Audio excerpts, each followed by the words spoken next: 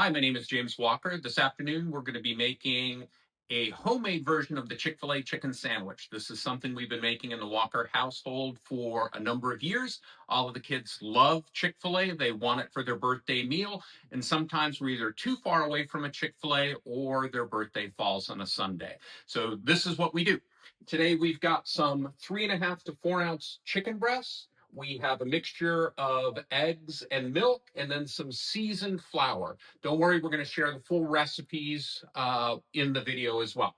We've got some canola oil at 350 degrees Fahrenheit. The process is we're going to take that chicken breast, we're going to put it in the egg mix, then the flour. We're going to do that twice so we get a nice buildup. And then we're going to fry it at 350 degrees for about 3.5 to 4 minutes or until we've got an internal temperature of 165 degrees. So we'll grab that chicken breast. We'll put it in the egg and milk mixture, then into our flour. And we'll season that. Then back into the egg mixture.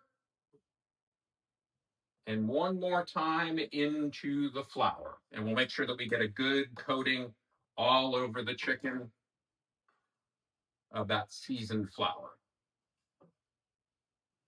Once we've got that fully seasoned and ready to go, we're going to drop it carefully into the 350 degree canola oil. Again, that's going to cook for about 3.5 to 4 minutes.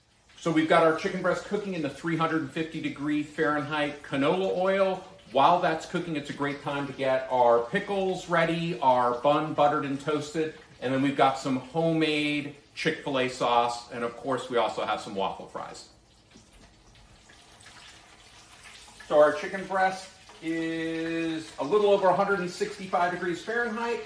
We're going to go ahead and drop that on some paper towels to absorb some of that excess canola oil. We're going to take our toasted and buttered bun. We're going to put down 2 pickle slices. Going to add in our chicken breast. Top the bun. There's our chicken sandwich. Of course, we've got to have our waffle fries.